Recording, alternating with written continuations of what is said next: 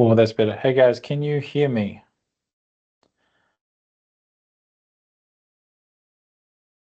Yes. Okay, so there was some weird thing going on where we're supposed to be moving to Zoom, but for some reason we haven't yet. I haven't been given any type of anything as far as that, so I've been told to continue as normal with Teams. So at the moment, we will continue to use Teams. So until I send out a email, or I'll probably send you all a text message because our new attendance software does text messages. So as long as your text message, your cell phone number is up to date in that, you'll get a text message from me. I'll probably send out one just to confirm everyone has my email address and to make sure everyone's on the same page. Sorry, I was a little bit late. We've got a tutor who's just started doing online classes, and so he's struggling a bit, but that's normal, transitioning from in-person to online. Cool. So first things first, are you all okay after the everything we've had over the past 2 days?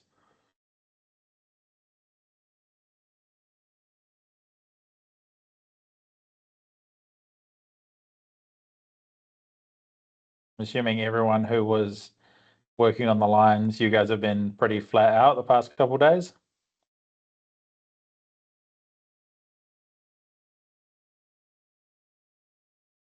Yeah, I imagine there would be.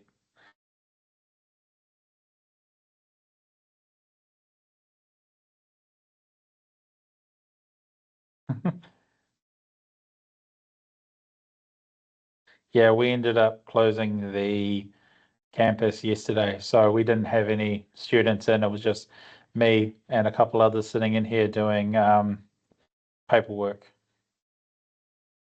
Yeah, thankfully I didn't lose power, but a few of the tutors and other guys did. So yeah, there's 14 of us. Um, oh, so the HV as part of the HVDC link was down for a bit, was it?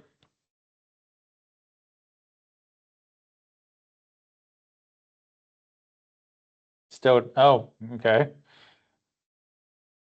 And somehow that didn't make the news. Oh well.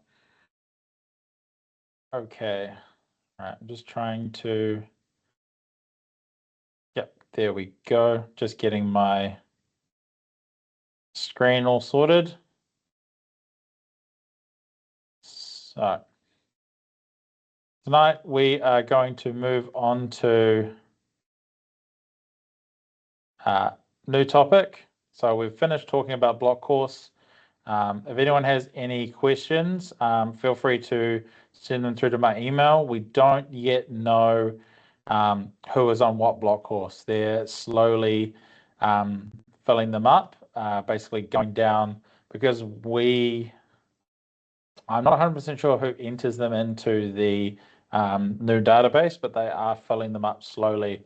But again, if you can't make either of the two dates that I mentioned, please send a message through to learner support or me, and I can try and make sure that you get onto the other one. So the next topic that is on the radar is circuit protection. So when I talk about circuit protection, what do you guys think about when I talk about circuit protection?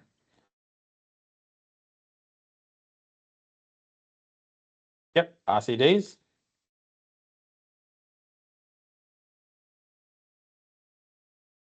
Much. MCB. Okay. RCDs, MCBs. Yep, fuses.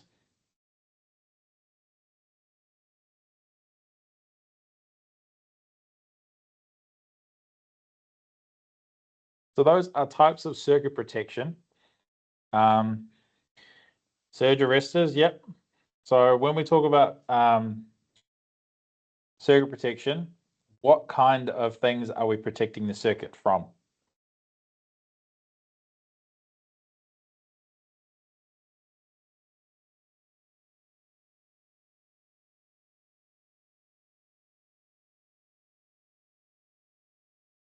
Faults, yeah, overcurrent, earth leakage, from damage, yep.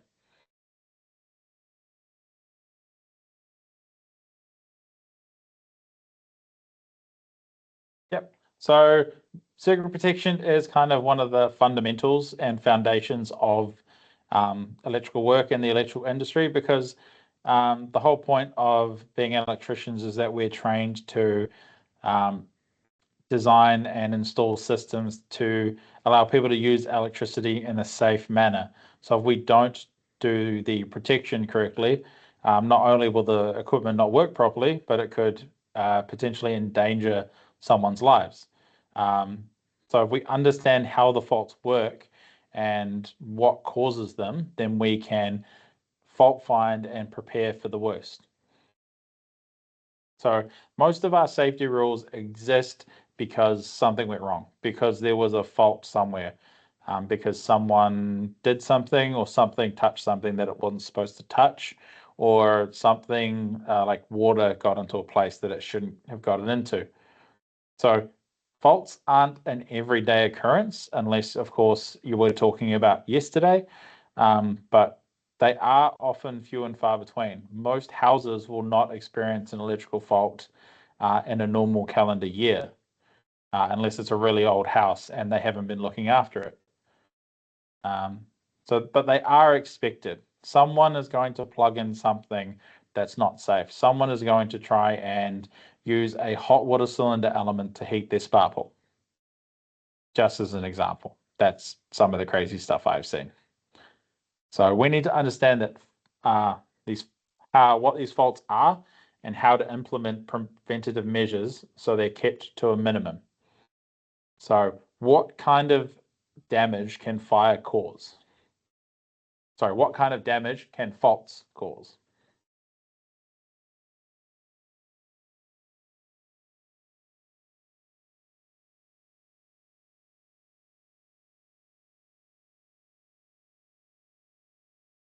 Yep, I said fire. Yep.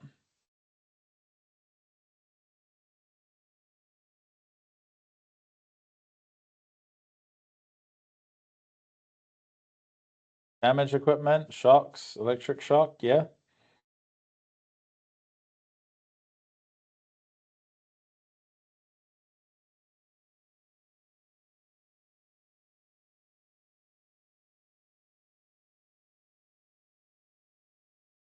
Yep.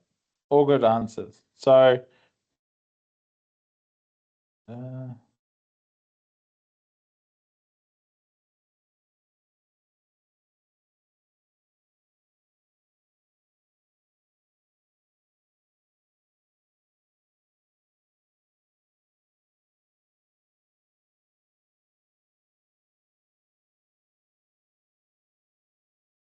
cool. So first we'll start talking about some terms and definitions. So types of faults. So some of the standard types of faults we can come across are overcurrent. So what in your guys' view is overcurrent? So what would be a definition you would give for overcurrent?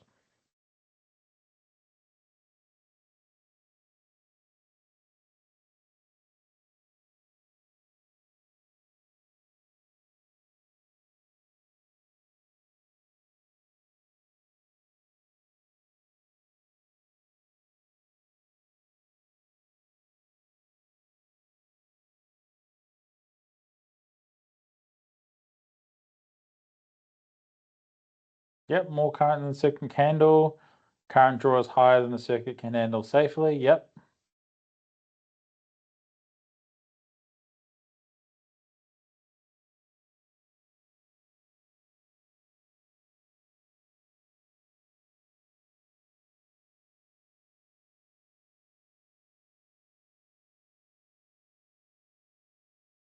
Yep. So it looks like everyone's in agreement that it's, well, so far that it's more current. Oh. But then we have short circuit. So thinking about what overcurrent is, what would you consider short circuit to be? Aaron, not sure if you meant to unmute yourself or you did it accidentally. Oop, nope.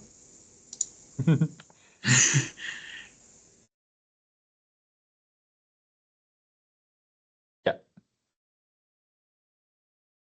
So thinking about overcurrent and short circuit, what's the difference? So yeah, short to earth.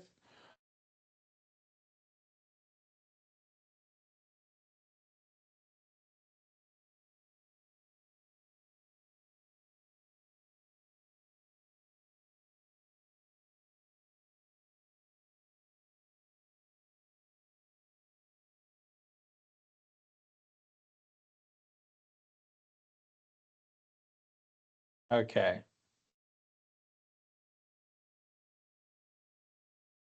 Cool. So everyone, please listen to what I am about to say. So when we go into Zoom, we're going to be using what we call the breakout rooms a lot more. So what breakout rooms are is basically I divide you up into a certain amount of groups and then give you guys a task to come back with. So you'll all be in groups of say 4 to 5, 3 to 4, and then you will answer the question that I ask, something simple. So the first one we're going to do, make sure you write this down or take a note. You are going to come up with a definition of what overcurrent is versus short current. That's all good, Aaron. So yeah, I'm going to put you into breakout rooms and you are going to discuss and come up with a definition as a group what overcurrent is and what short circuit current is and the difference. So what is the difference between overcurrent and short circuit? Don't answer now, but I want you guys to discuss it in the breakout rooms. Okay, so you'll be in the breakout rooms for, yes, there'll be 4 rooms. You'll be in there for maybe 4 or 5 minutes, and then you'll come back and one person will tell us what their view is on the difference.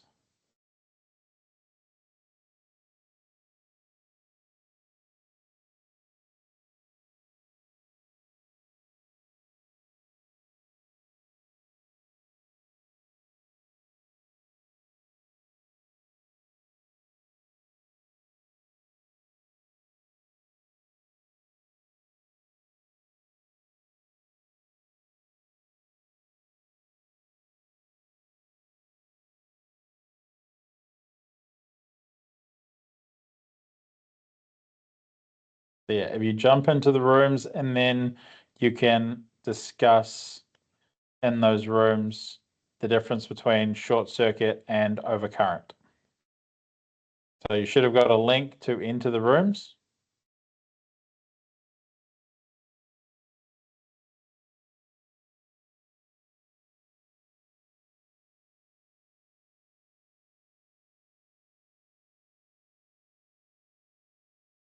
Okay, those of you who are still in the main group here, I'm guessing you guys are using a browser and you didn't get the notification for the breakout rooms.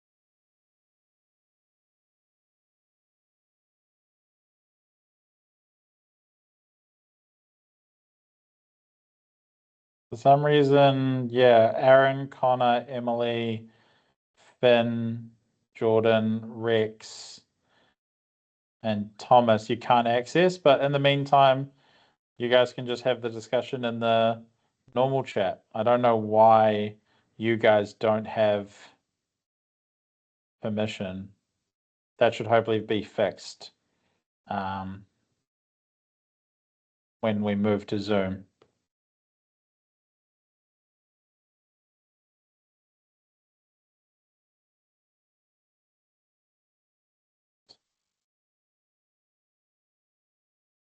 Again, I will let you know via email and text message when we are moving, and you'll get a Zoom link with that, or it'll be a Zoom link on the Learning Hive for you to be able to access, but it is not yet.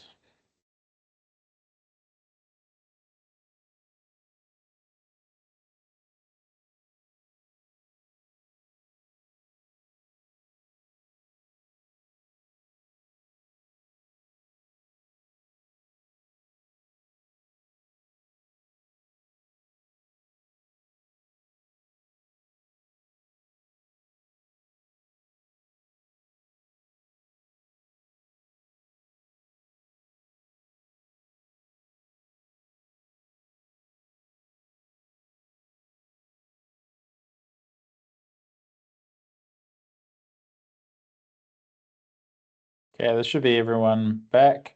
So, turns out some people aren't able to be put into the rooms, but guys that did. So what did you guys come up with as a difference between overcurrent and short circuit?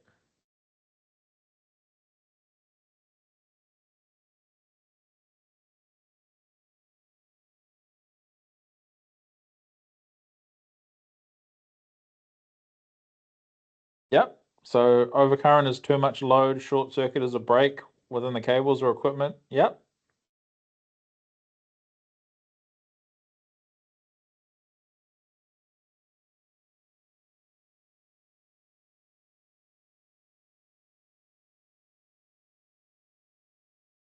Yep, overcurrent builds heat slowly, short circuit is instantaneous, high intensity.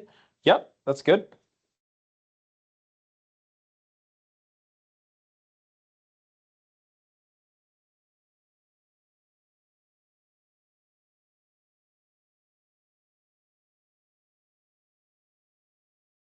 Yep, instant and non-intended path. An overcurrent causes slow damage, short instant. Yep.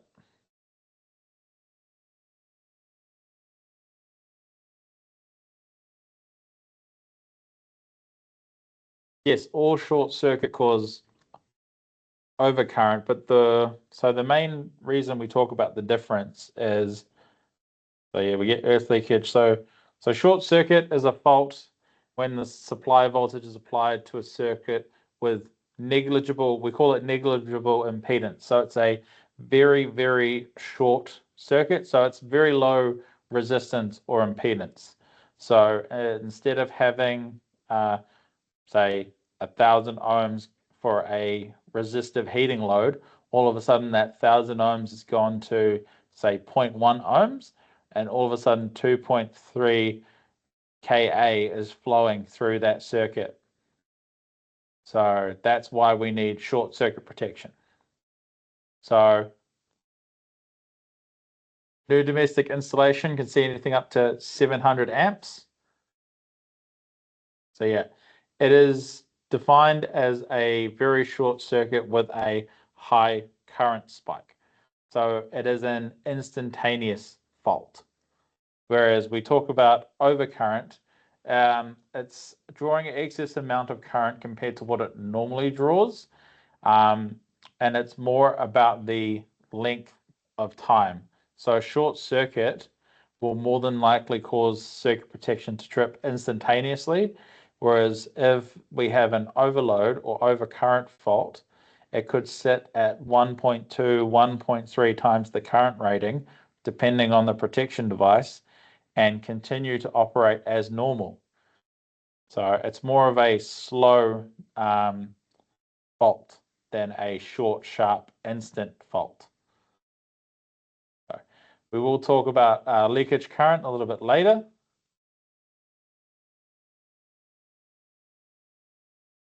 So, and one other thing we will talk about later is our fusing factor or our tripping factor. Cool. And we have what we call close and coarse excess current. So close is within 4 hours at 1.5 times its rated current, whereas coarse does not operate within 4 hours at 1.5 times its rated current.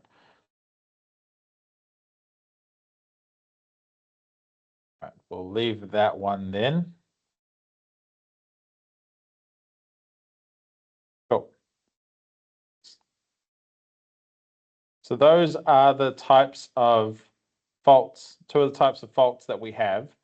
So with these faults, what kind of protection do we then use to protect us from those faults?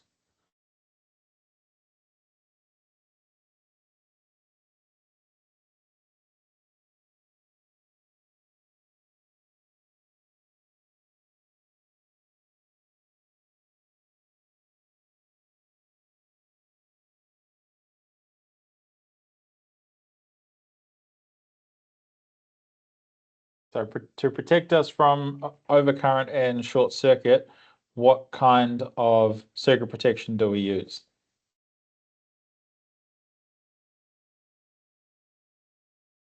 Yep, fuses, MCBs, yep. So with fuses, what kind of fuses do we have out there in the industry or out there in the world?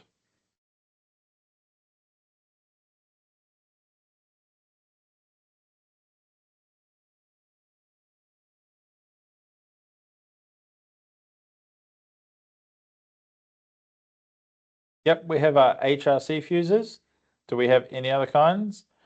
The wired porcelain, rewirable, glass fuses, fuse wire. Yep.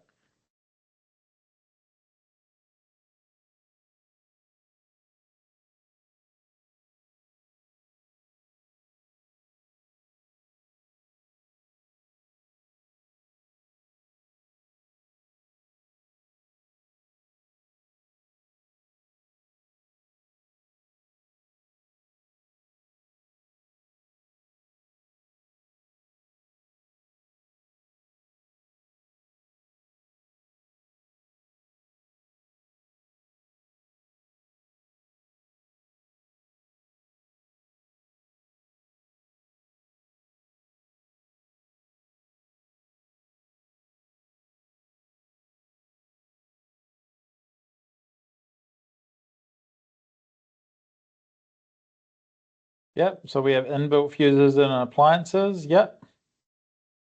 Oh.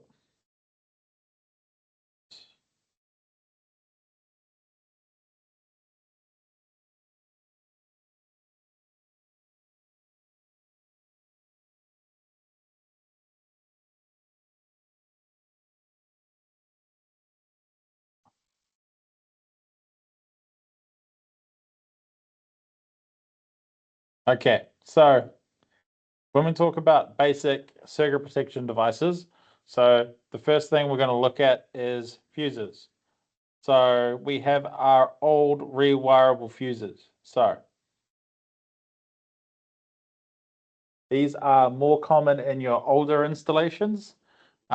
So they are rated for overcurrent and short circuit, but we view them as coarse excess current protection because their fusing factor is over 1.5, so it will not trip within 4 hours at 1.5 times its rated current.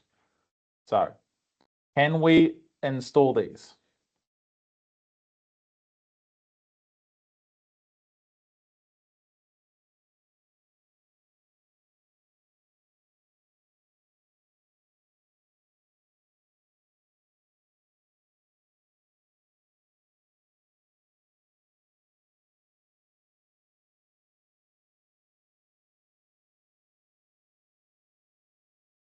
Good.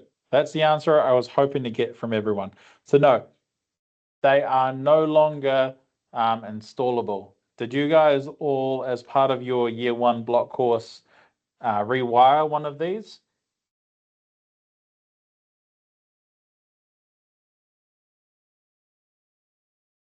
Good. So yeah, are we allowed to rewire them as electrical workers? No?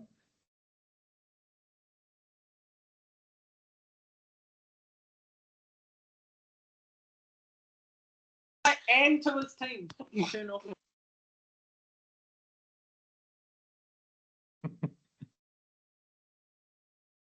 Yes, it's recommended to replace with the plug-in type. Yes. It is very much recommended to replace with a new plastic base and miniature plug-in miniature circuit breaker. So you must replace the base because one of the main hazards, if you look at the photo there, you can see those exposed terminal when we pull out the porcelain fuse holder. So that base still has exposed live terminals either at the top or at the bottom, and it's kind of luck of the draw whether it's the top or the bottom, depending on who installed the switchboard. But at a certain point, I believe it is over 30%, you need to replace, if you're replacing up to 30% of the circuit protection, you are allowed to just take the old fuses off and put plug-in MCBs. But if you're doing more than that, then you need to bring the board up to modern standards. I will actually, so who has had experience with any of these and what happened? Please share. I'm just going to go double check with my colleague about the percentage of that.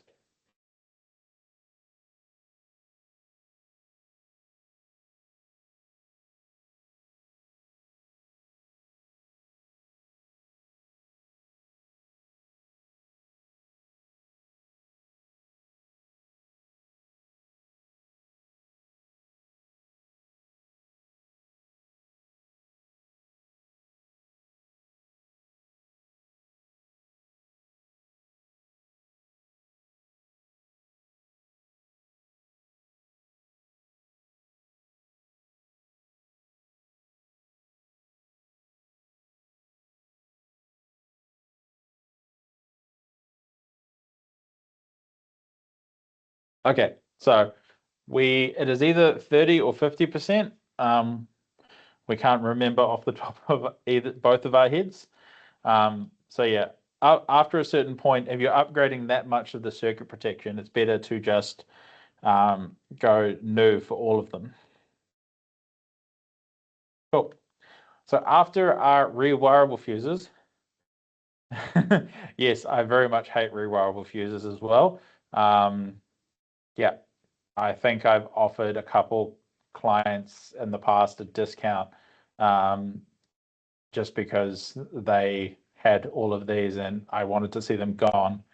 So then we have cartridge fuses. So your cartridge fuses can be used for domestic or industrial, but the most common place you'll find cartridge fuses is in electrical appliances and electronic equipment to protect various parts of the circuitry. Good example is fluorescent light fittings. A lot of them have a inline fuse with the active conductor. And as you can see, they have different markings. So T table 1, H table 2. Don't worry too much about those. But they can either be a open glass or ceramic glass filaments. But yeah, they're really easy to swap out, and they come in very tight tolerances. So you can see the possibility of 3.15 amps. So you can get them in quite small current ratings compared to, say, a circuit breaker, which normally comes in 6, 10, 16, 20, those kind of increments. And then the one that everyone knows Cool. So high rupturing capacity, we all call them HRC. So the reason we call them high rupturing capacity is because your normal circuit breaker that you find on a domestic board or even your commercial, so your standard MCB, can either handle 4.5, 6, or 10,000 amps. HRC fuses a typical rupturing capacity, or how much current it can handle before it will not operate, is 80,000 amps or 80 kA. So it makes them perfect for mains fuses. So the main fuse inside of someone's meter box or the main fuse on the street. So they come in many different shapes and sizes, but they all work on the same principle. So they have two end caps and they have a fusing element and filling powder. So the fusing element will break above a predetermined limit, and that will melt and open. And as it opens, it arcs, and the arc is then extinguished by the ceramic, the quartz sand inside of the HRC. So the quartz sand will turn to glass and therefore become an insulator. So if you've ever blown one, has anyone cracked open a blown HRC? Any of the guys who work on the lines?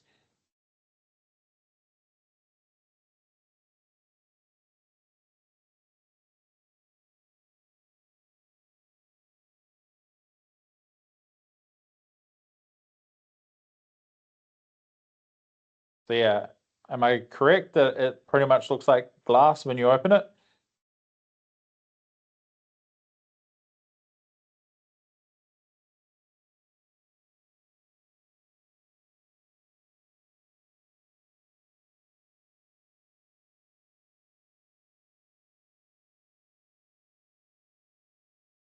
Depending on the fault, yeah. Obviously, if it's a short circuit, it would draw a lot of current, but if it's an overload, it would be kind of a slow smolder.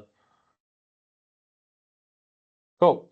So basic operation. So operation HR fuse will be detailed, can be detailed in steps. So under fault conditions, the fuse element cannot dissipate the heat into the filler fast enough so it gets hot until it vaporizes. So you can kind of see, if you can see that animation there, that's playing over and over again, the fuse wire all of a sudden vaporizes. So a gap is formed, arc jumps across it, the quartz sand filler heats up, and creating silver silicate, a very effective insulator that kind of looks like glass in the right conditions. It quenches the arc and cuts off current flow. All of this happens, and then the resistance between the terminals can be in excess of 100 mega ohms. So if you get out your normal tester, it will most likely read as an open circuit. Cool. So we've got different labels. So manufacturer. So whether it's SIBA, PDL, or any of the other major manufacturers. So your safety certification. So it'll show this mark saying that it is certified. So the category of duty. So it will give a maximum voltage level and the rupturing capacity. So whether it's 80, 100, 120 kA, those are the kinds of things it will list. It'll list the appropriate standard that it was tested to and designed to.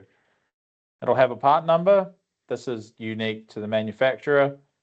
And the utilization category. So they'll be categorized by the operating characteristics. So normally you have GG, which are general for motors. For general use. Your GM will be for your motors. And then there are others for specific types of electronics. And then a current rating. So it's normal operating current. So this one on the screen is 160 amps. So that's the normal current that it's supposed to rupture after. Cool. So I have a lower and an uppercase. So again, GG is for it will, yeah. So modern hazards. So this is to do with our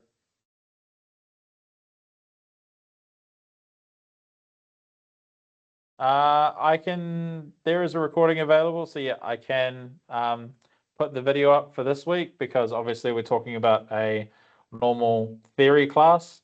I skipped the last 2 weeks because it was block course stuff and that didn't need to be on the internet. Cool. So yeah, when we say a brand new fuse, so rewirable, is good for about 1,000 amps. But after they've operated, it decreases significantly. So each time the fuse operates, under short circuit conditions, the fuse deteriorates to a point where it can no longer safely interrupt the fault current. So you can imagine some of those porcelain fuses that have been sitting there for years and years, they are more than likely not safe anymore. So it is quite likely that they are no longer fit for purpose and should be removed. So, does anyone have any questions about fuses before we carry on?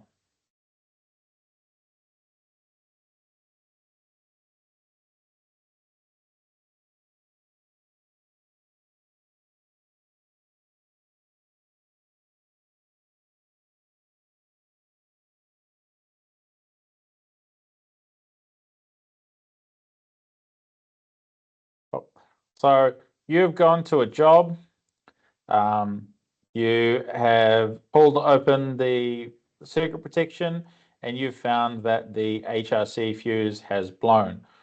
What 3 things are you going to check to replace that fuse?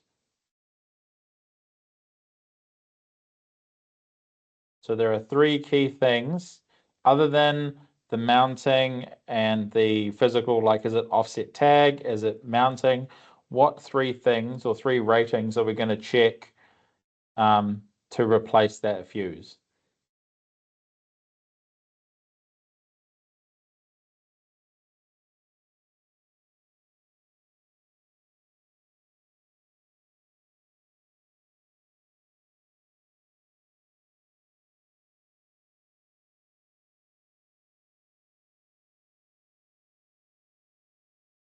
Yeah, the current rating, the breaking capacity, utilization factor.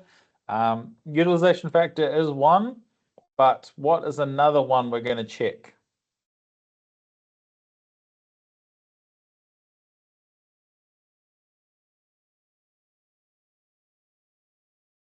Amp rating, yeah, we're still missing one.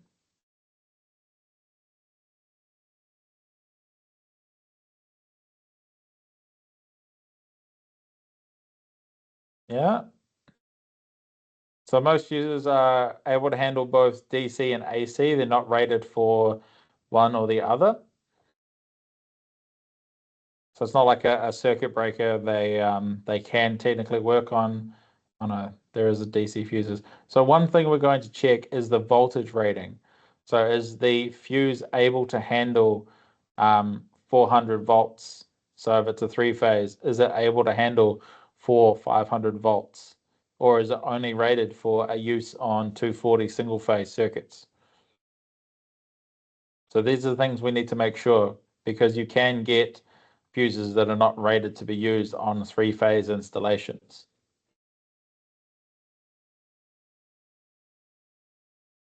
Cool. So if you regularly do service jobs for fuses, just giving you an example of something.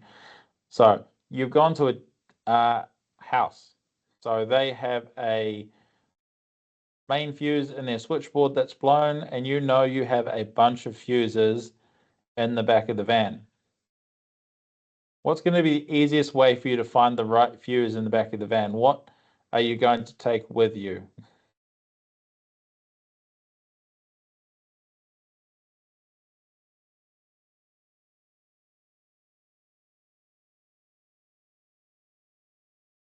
Yeah. Anyone got any other suggestions?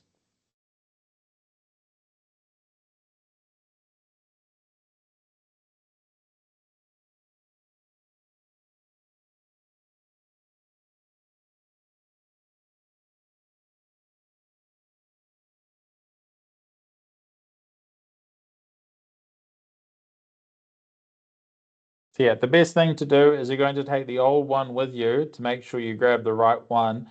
And you are going to, like Timothy said, take your multimeter with you, because if you were the tradesman, you'd know which ones are blown and which ones aren't, because you're the one who threw them in there. But there's no guarantee that the fuse.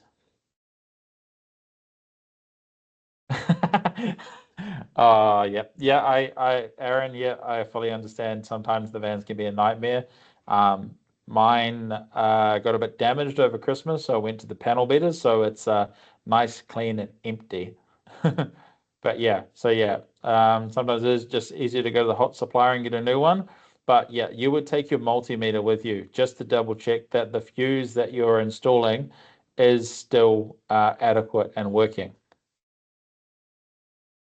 Cool. So now that we've looked at our old kind of more analog style of circuit protection, or the older tried and true method.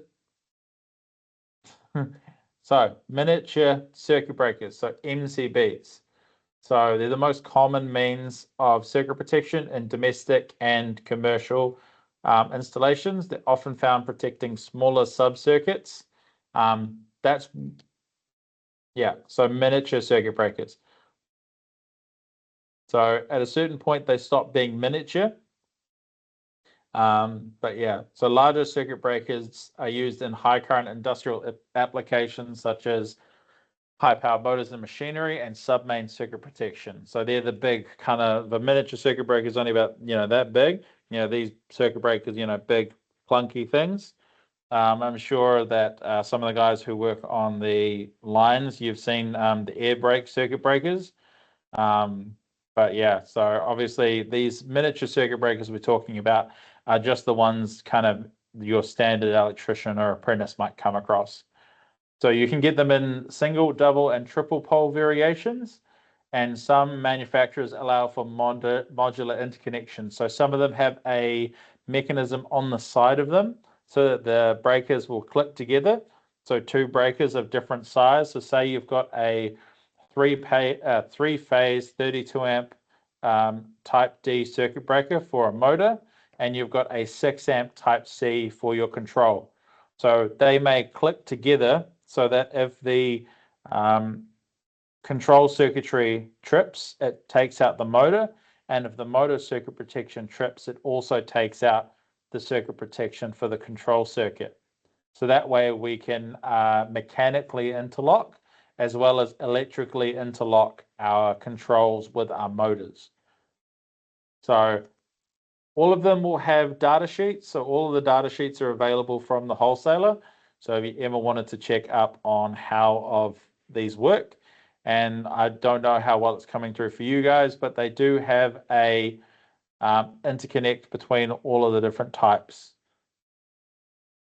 of trip mechanisms within it. Cool. So construction. So before I give anything away, so who can tell me what part number 1 is there?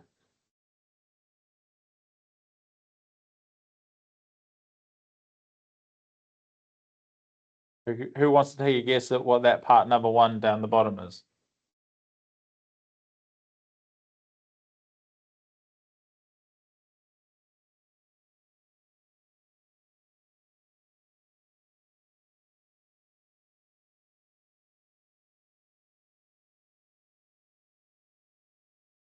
Yep, so it's the bimetal strip. So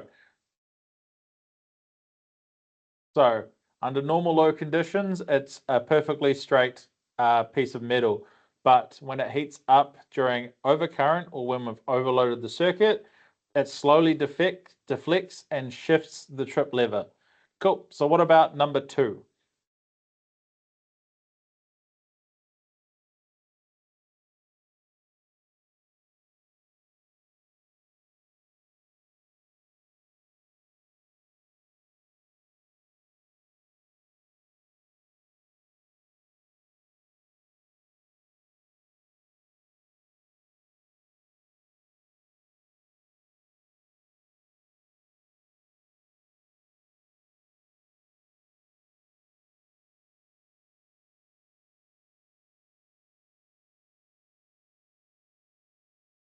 So Fergus thinks it's the trip lever. So, yep. So it sits against the bimetal strip and until it deflects and causes it to shift, so it pulls down on the trip mechanism. Cool. So what would that make number 3?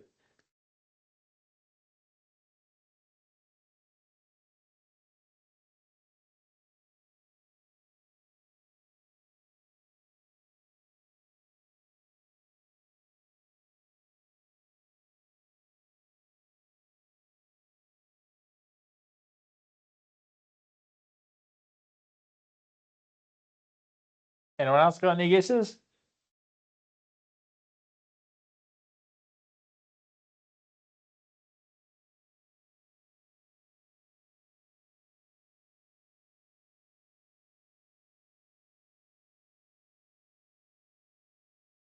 Yep. So basically is what we call a trip spring. So it's held under tension when the circuit breaker is basically reset or set. And so once there is a little bit of movement in the trip mechanism, that spring amplifies the action, causing the main contacts to push open quite quickly. Cool. So that's number 3. So what do you think number 4 is? Well, we won't go over that. So 4, it's basically your main contacts. So it's when we've reset the device, it allows current flow from the top of the circuit breaker to the bottom. And when it's tripped, it opens and has a significant air gap to allow the disconnection of the circuit. So now we're up to number 5. What is number 5 and what does it do? What is it for?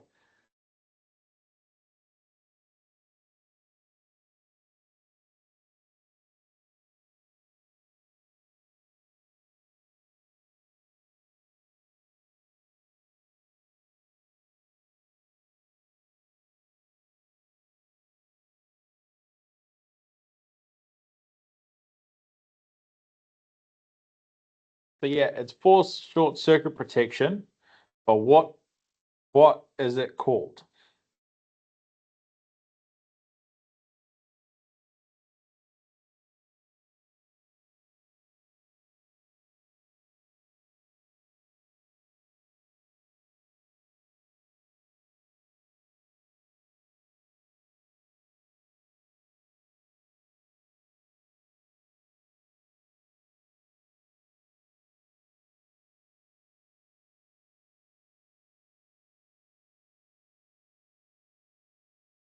So yeah, coil, something coil.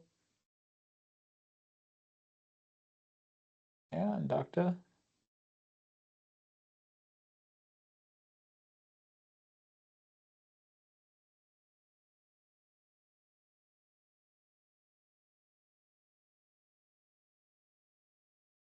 Yeah. So it's a solenoid coil, but it is basically an electromagnet. So it's a coil wrapped around a metallic core and forms part of the circuit.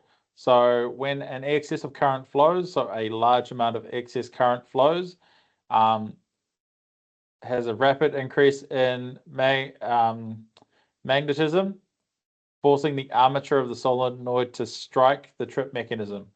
So if you look at the way at the solenoid in the middle, so basically when the coil becomes magnetized, the solenoid pin in the center is forced down and activates the trip lever.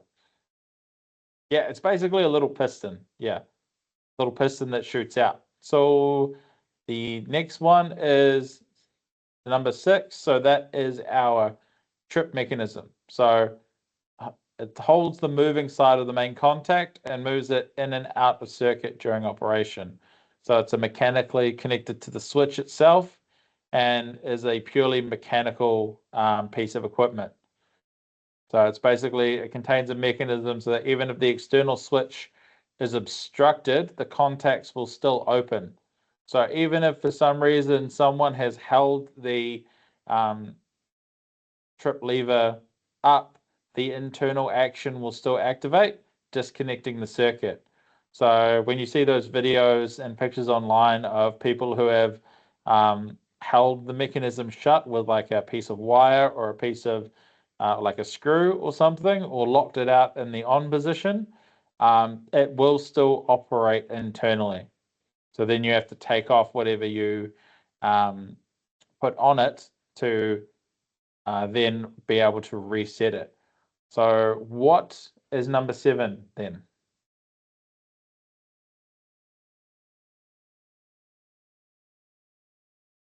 The last component, number 7.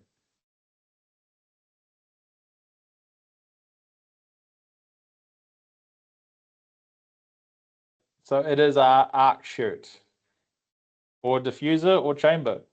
So this calls it the arc chute. So basically, if there was an arc between the top of the terminal and the trip lever, it would then follow up, because as it ionized air heats, it loves to rise, and then it will hit the arc chute. And as it has to jump across more and more plates and more air gaps, it extinguishes the arc.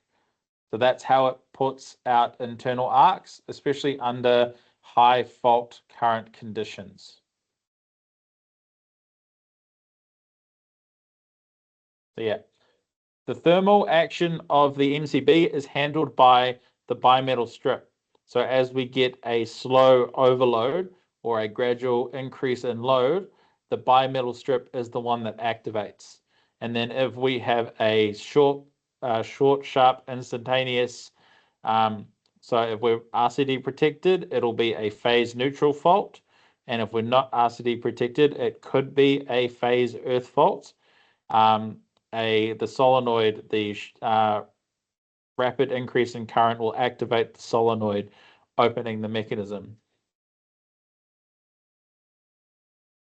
So why would it be a problem if an MCB tripped instantly on every small overload?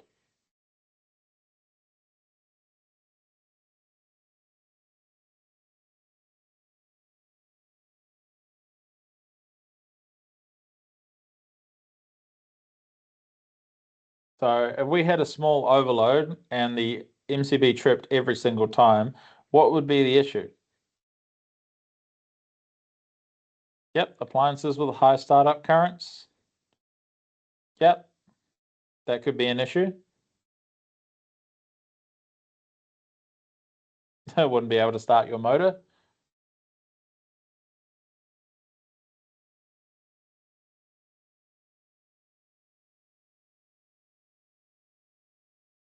Yep, it would cause nuisance tripping. Yep.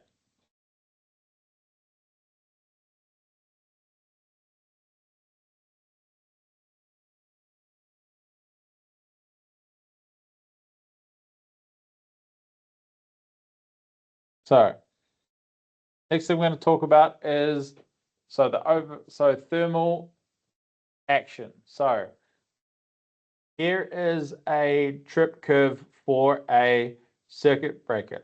So we see here the current in amperes, and down the side is the time taken. So if we are at between 20 and 50, 16 and 50 amps, we are in a thermal action.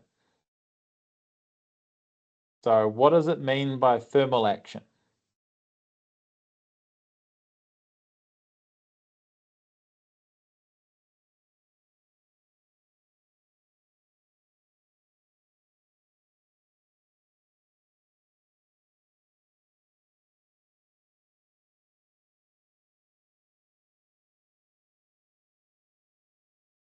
Yep. So basically it means we're using the bimetal strip only. So we've got a slow gradual overload over time. And so therefore we are dealing with the bimetal strip only. And then if we go from 50 to 500 amps, we have thermal plus magnetic, which means we're using both our bimetal strip and potentially the magnet. It depends on the bimetal strip. So obviously, as we get closer to the 500, we're going to be dealing more with the magnetic than thermal. And then anything over that 500 or maybe 600 amps, we're dealing with an instantaneous magnetic trip. So yeah, that's thermal. But when we have short circuit, odds are we're going to get above 50 amps. So that's why we're into the magnetic at that point. Cool. And then we move into our types. So we have different types here in New Zealand. We mostly use B, C, and D. So your B is for your kind of electronic circuits, the ones we don't want to have a lot of fault current on. So they're rated at a fusing factor of 1.25 amps. So a 10 amp B type will operate at about 12.5 amps and will instantaneously trip at about 30 amps. And then we go to C type. So C type is the most common we use for our PowerPoint and general circuits. It's what we use in domestic and quite a bit in commercial. And they have a tripping factor of 1.5 and an instantaneous value of 7.5. So a 10 amp breaker is going to start tripping at 15 amps thermally and then 7.5. So at 75 amps, it will start tripping purely magnetically and instantaneously. And then I forgot B type has a value of 3 to 5 times. And D type, stripping factor greater than 1.75 and can reach up to 2.5. And their instantaneous value is often 10 times. So what would we be using our D type circuit breakers for?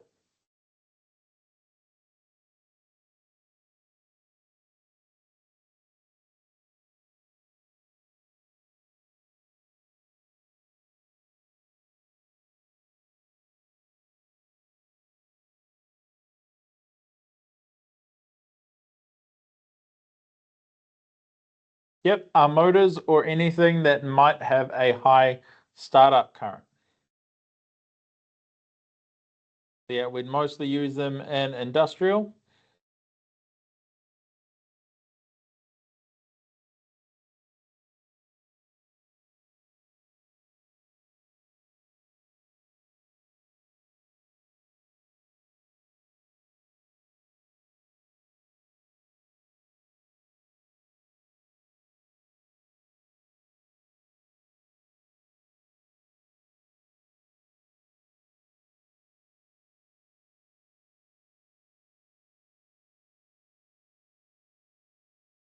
Yeah, so they're pretty much exclusively for motors in a general sense, but yeah, anything that could have it. So when we're talking about the curve, so C curve, D curve, B curve, it's all about the tripping curve. So how quickly is it going to trip to a thermal overload? And then how quickly is it going to trip to a magnetic overload?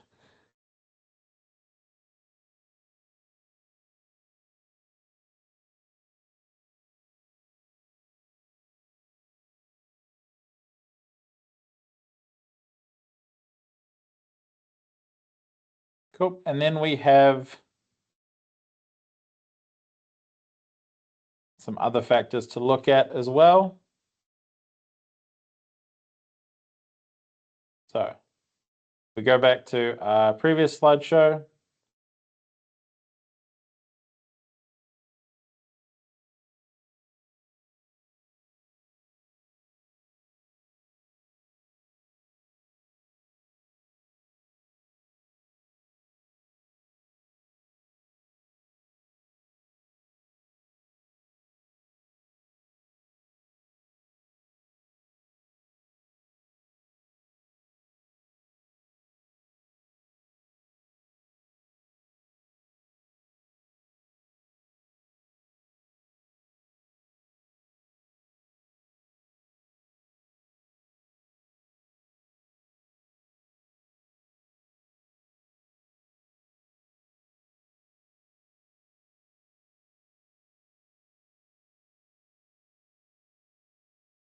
Okay, so back to something we were talking about earlier, my colleague just did a bit of digging. There is no rule as far as how much circuit protection you need to, like how much of the board are you upgrading before you just replace it.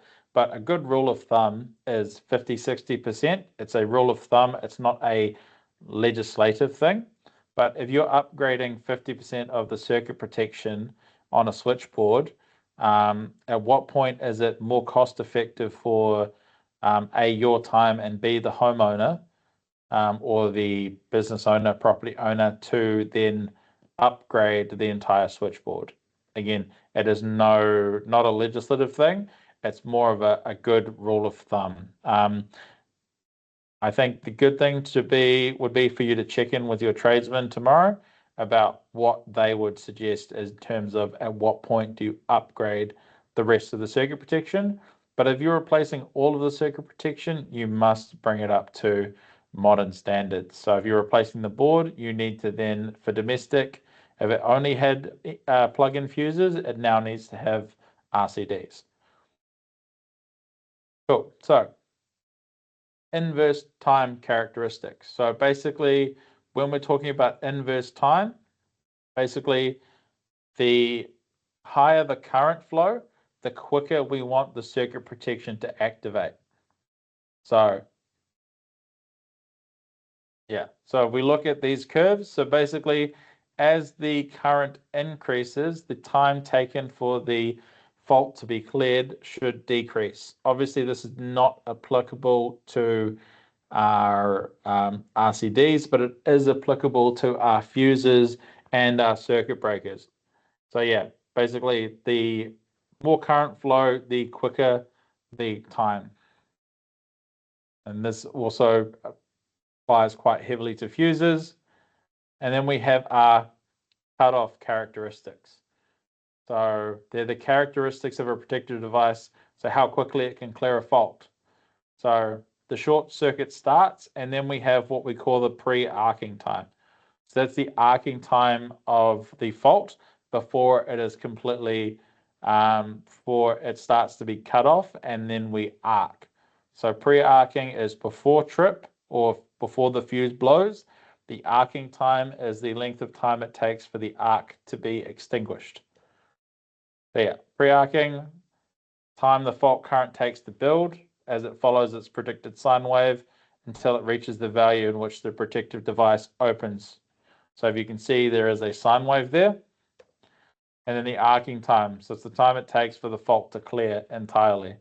So the time it takes for that stand to form an insulator. Cool, so the total time taken to clear the fault. And then, so the rupturing or the breaking capacity. So like we talked about a little bit with fuses, it's the amount of fault current the fuse can safely clear.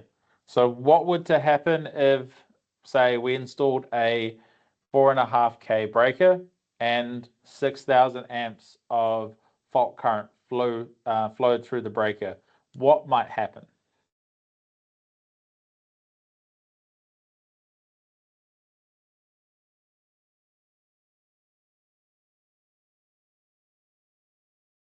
Yep, fire is a real possibility. What else? It would fry the breaker. So what do you mean by fry?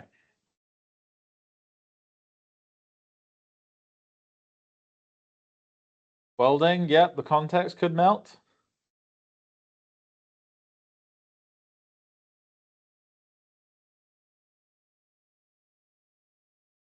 Explode, yep, there is a possibility of the current, yep, melt, fire, melt the contacts in place, yep. So most likely, one of three things is most likely to happen. Either the contacts will weld themselves shut and allow the fault current to continue flowing, in which case whatever thing is on the other end or person is getting a lot of current passed through them.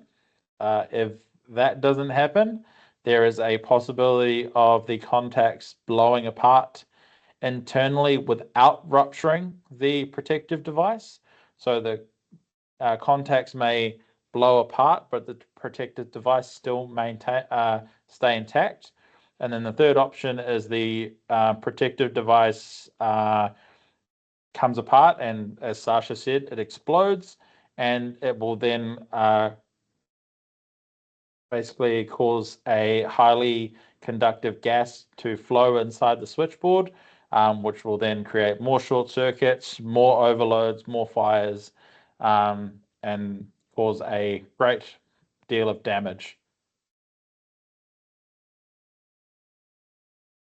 And then we talked a little bit about category of duty.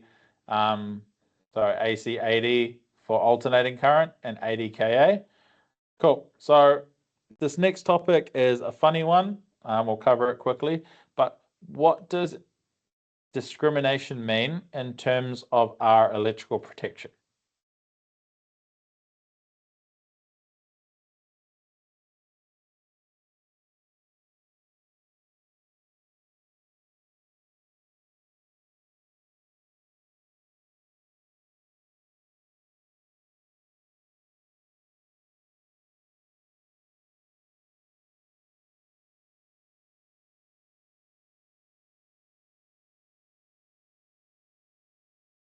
Yep, some good answers. What else?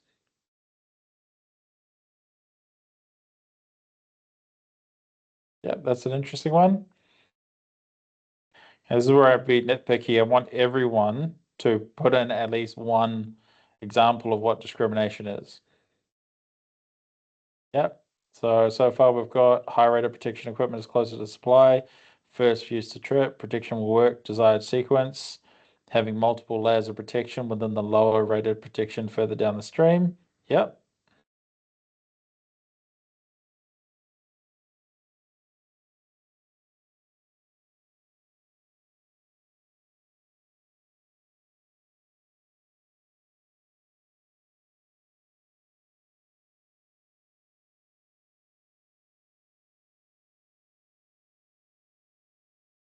Close fuse, smaller the fuse. Yep. So closer the fuse, the smaller it is. Yep.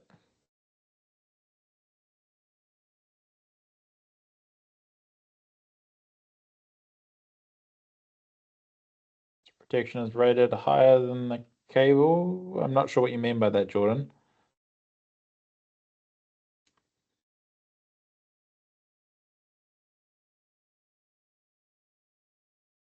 I like that one, Ethan. Having a hierarchy of circuit protection. Yep.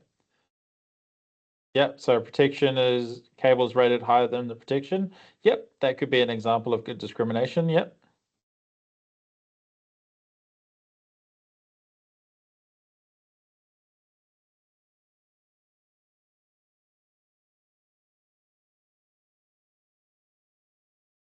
Okay, cool. So yeah, basically it means we want the closest fuse to trip. So if we have a look at the one on the left, the 5 amp fuse is not low enough in a rating compared to the 6 amp.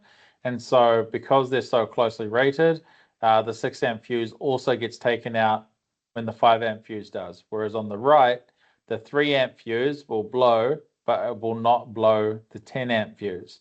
So we're making sure that we don't take out anything else when a fault occurs in a certain area. So yeah, the hierarchy. So the higher protection is at the switchboard, and the main switchboard. For example, and then you would have a smaller circuit protection inside the piece of equipment, or fuse in this case.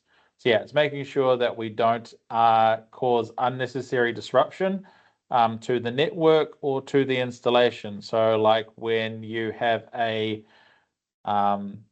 lower rated fuse at the transformer rather than in the house, you're more than likely going to take out the transformer and the house and every other house around it.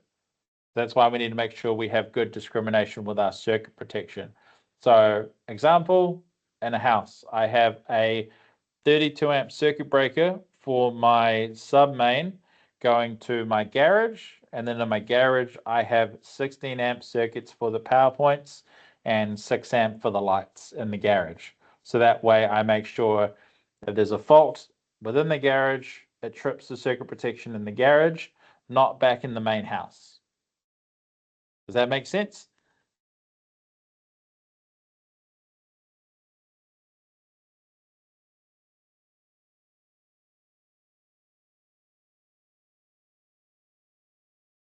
Sweet. Cool. And then,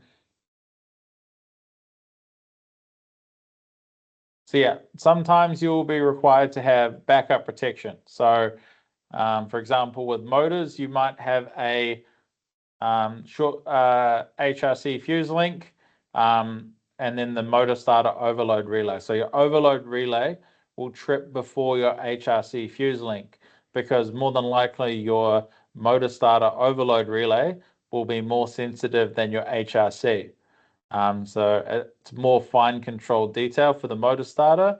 Your HRC is more for your big fault currents rather than the small overload.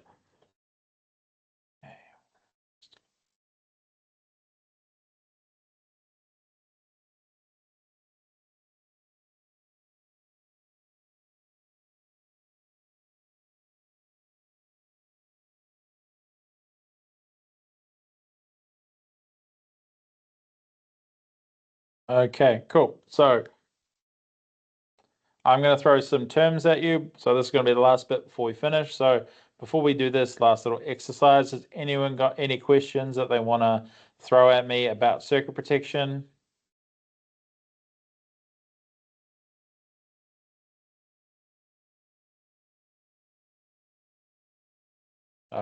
If not, we'll jump into the last activity.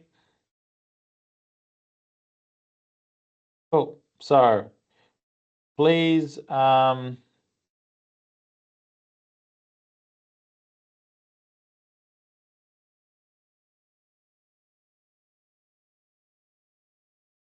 So I want you to give a plain English definition for these terms. So just if you think you have one, just chuck it in the chat.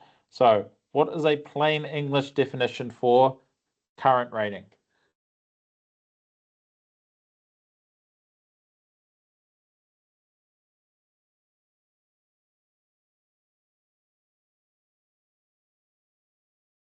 So give me a plain English definition for current rating.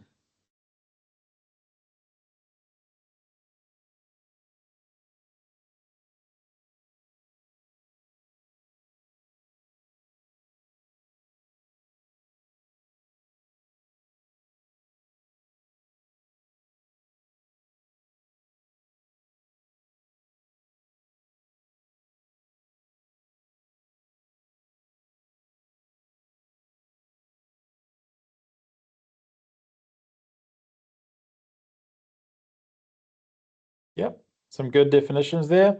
So yeah, rating of a fuse, amount that can normally carry, amount current can handle for trips.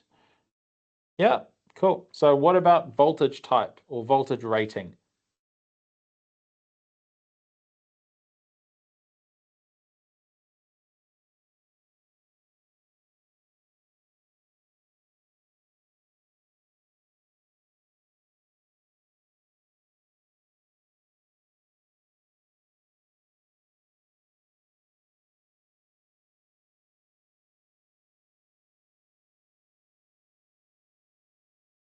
Max voltage can handle, maximum voltage. Voltage is designed to run through the device. It will tell us three-phase or single phase. Yep. Amount of voltage the protection can handle. Maximum amount of electrical pressure. Yep. Yeah, basically it's the rating. It's the rating that it's designed to operate at normally. Yeah, cool. What about tripping factor? So can you guys give me a plain English definition of tripping factor?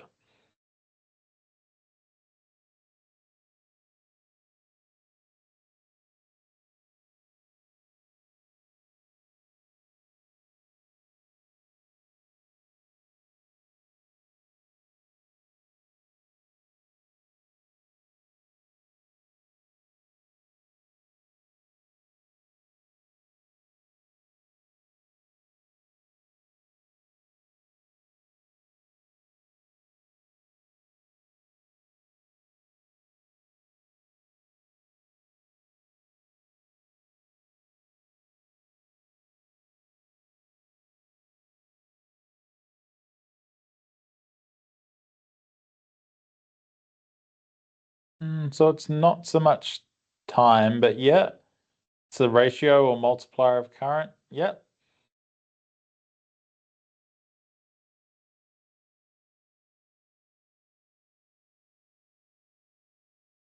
So basically, yeah, the tripping factor is the threshold at which it begins to activate. So it will tell us at what point it will start to thermally operate within 4 hours, and then what time it will instantaneously activate. So those are the two things that the tripping factor will tell us. Cool. So what about rupturing capacity?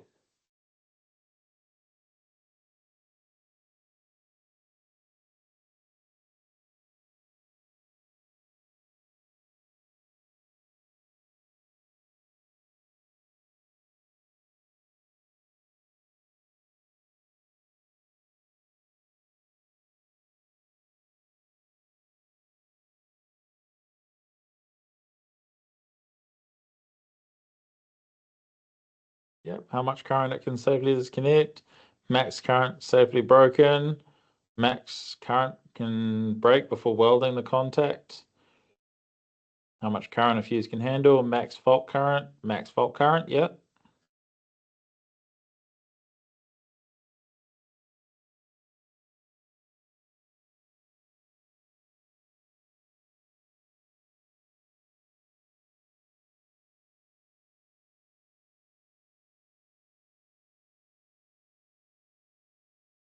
Yeah, so basically the rupturing or breaking capacity is the maximum current the device can safely interrupt.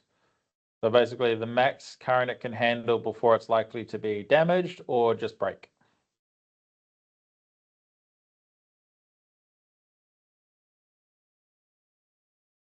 Just gonna stop sharing. Cool. So what about a definition of backup protection?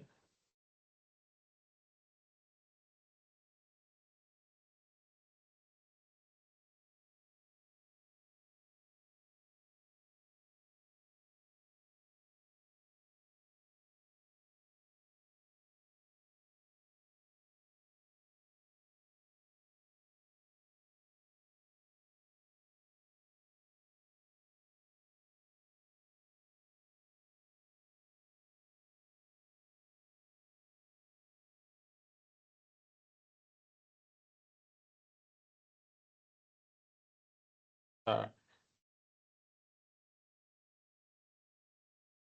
what would you guys give as a basic English explanation for backup protection? So secondary form of protection for when your primary protection fails, 2 layers of protection in case first fails, second fuse operator 1 fails, independent electrical safety, designed to automatically take over, isolate fault equipment, an electrical network of the primary protection fails, multiple breakers / equipment on the same circuit.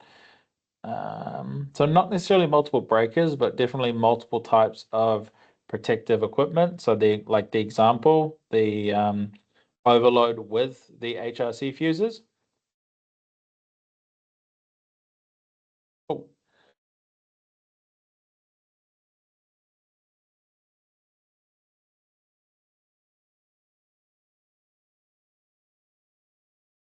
yeah, the hierarchy of control for overcurrent is more about your discrimination, but multiple layers of protection in case first one does not operate.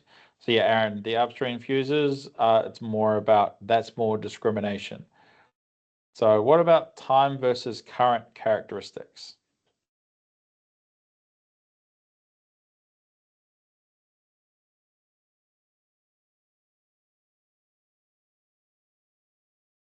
So remember, we're trying to give as much of a simple English explanation as we can.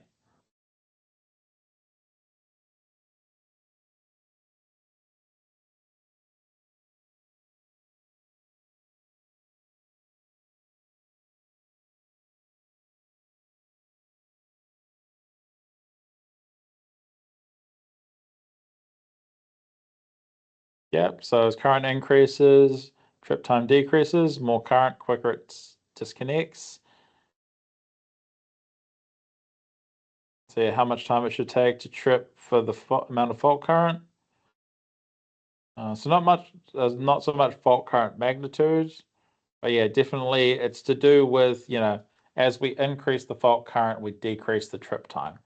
That's what we want with our inverse time characteristics. Cool. So some key points to remember.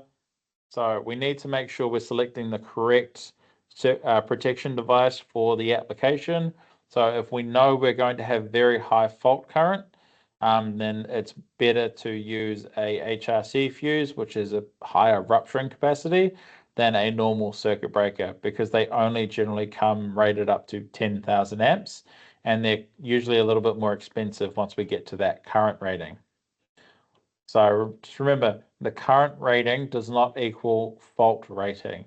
So the current rating is a normal operation value, and then our C curve, D curve, B curve, or our G, M, GG, or G, I can't remember what the other one is right now, will give us the fusing factor, which will tell us how quickly, or tripping factor, which will tell us how at what multiple it starts to trip thermally and then instantaneously. So voltage type does matter. We cannot use MCBs for DC. You have to use specific DC circuit breakers, because the contacts need to open further for DC versus AC. And you do have polarized fuses that if you put them in a reverse situation, they will blow almost instantaneously. And we must make sure that our breaking capacity must exceed our prospective fault current. So a prospective short circuit fault current is how much fault current is available from the supply at that point. So if we have a point closer to the transformer, we'll get a higher fault current than if we're further away. And our breaking capacity or rupturing capacity, how much fault we can safely interrupt. Cool. So if the supply can deliver 10 kA fault current, can I install a 6 kA MCB?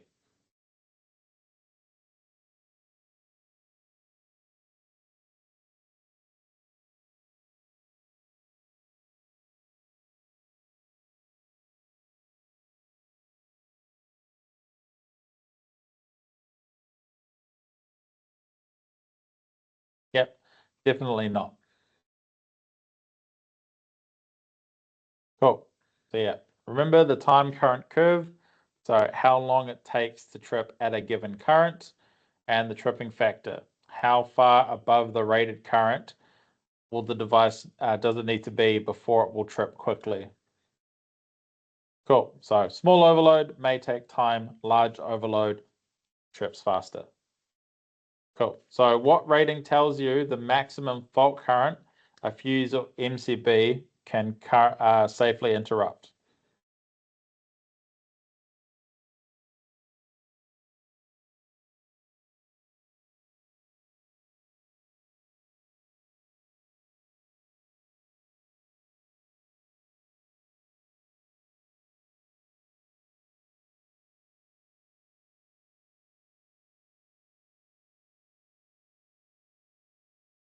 Yep. And what is a typical rupturing or breaking capacity for a HRC fuse?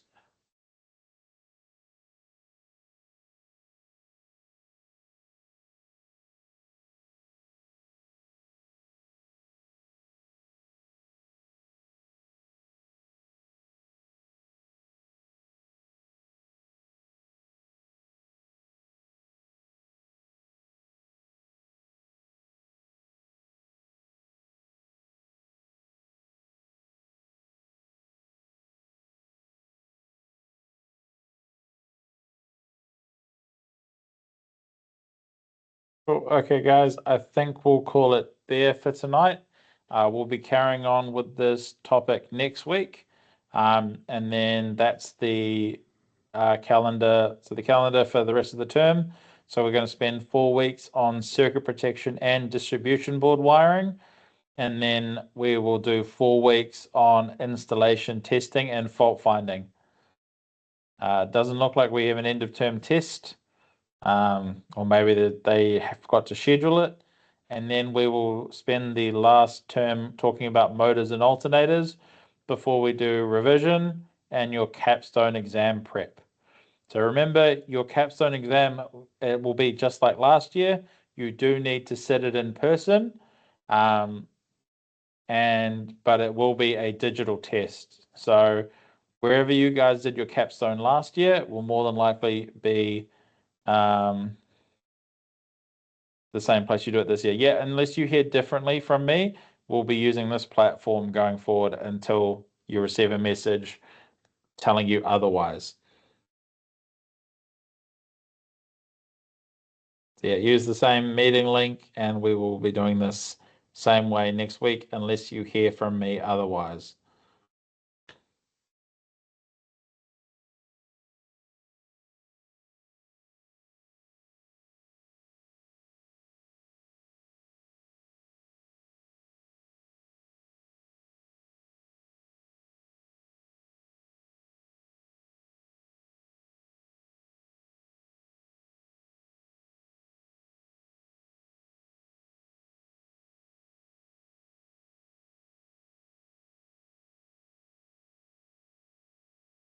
Aaron, you're in Wellington, so yeah. And as far as the assessment, you need to email LNI support to get it open. I don't know why it didn't open when Dave did it last week. So yeah, just message the LNI support. If you look through your emails, you should have an email for LNI support. So yeah, Aaron, you'll come into Wellington to do it if you're Wellington based. Otherwise, there will be info about where to do it in the regions.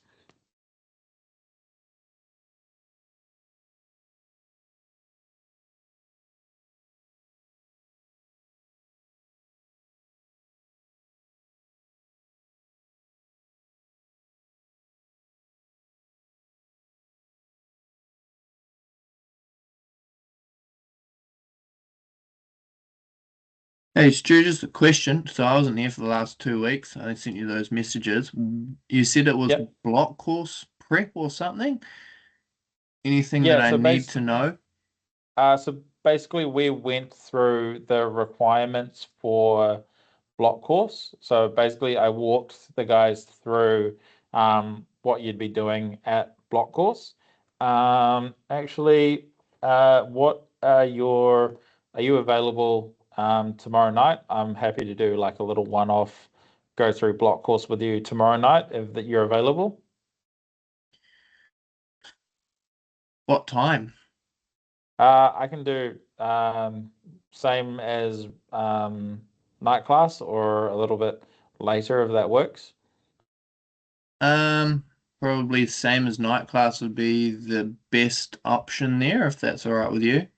Yeah, fine. So yeah, I can have a chat with you tomorrow night and we can go through.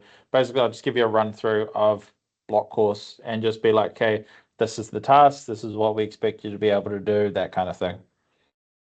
Sweet. Sounds like a plan. Thank you very much, Stuart.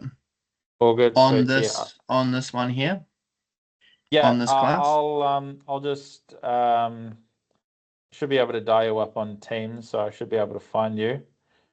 Just double check. Oh,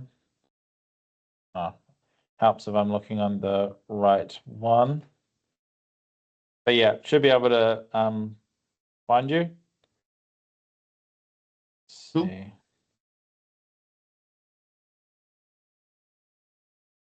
Yeah.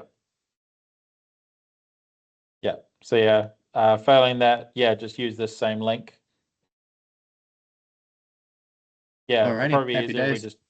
we just jump back on this again. All right. Cheers for that then, mate. So Aaron, do you the diagram? So Aaron, if you want to jump on it as well, if you're able to, and we can go over anything that you missed.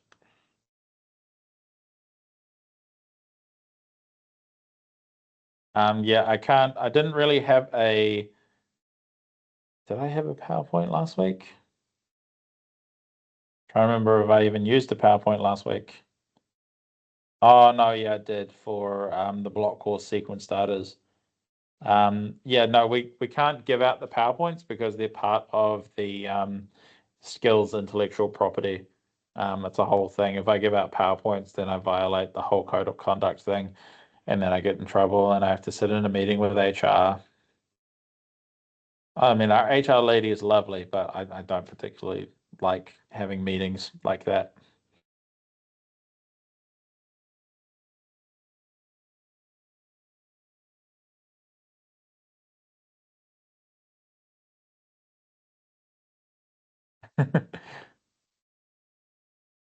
Not a formal meeting, an informal meeting is fine.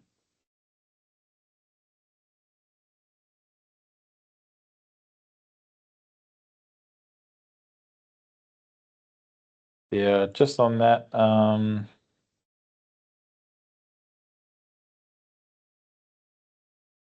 cool, might see you tomorrow, 3262.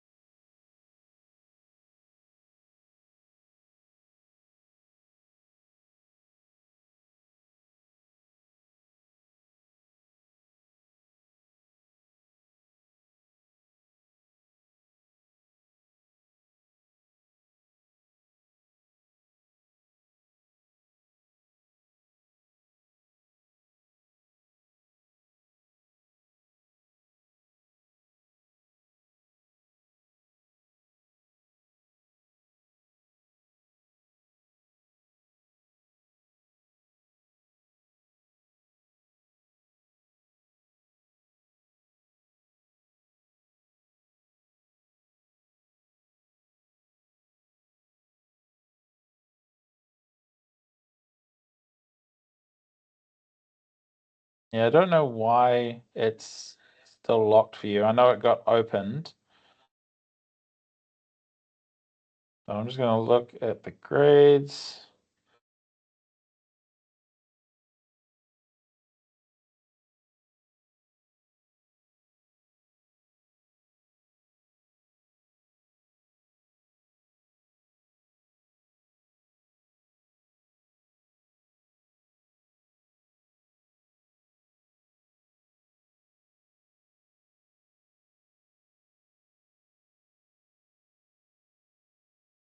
Let's see. Yeah.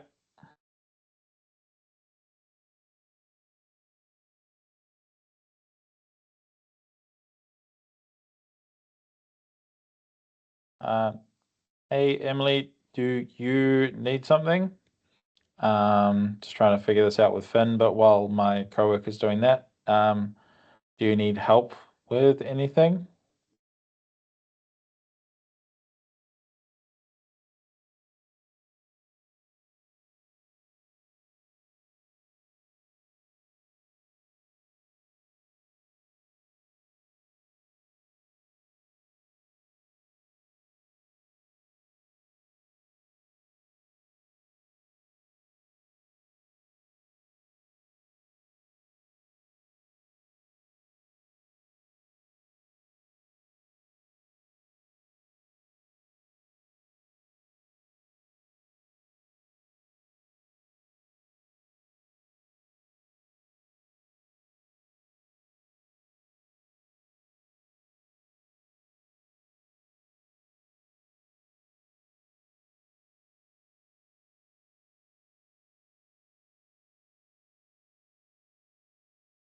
Okay, Finn, it should be open now. Yeah, don't worry. If you refresh your page, do it now. It should be open. And if you get it done tonight, it'll definitely be marked tomorrow. Um, yeah, it should be open. Just have a look and let me know.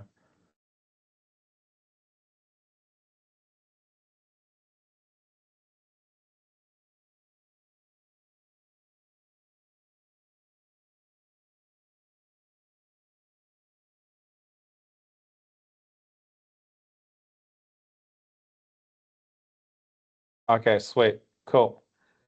Thanks. See you next week. Emily, you haven't said anything, so I'm going to assume you are not here, and I am going to end the meeting.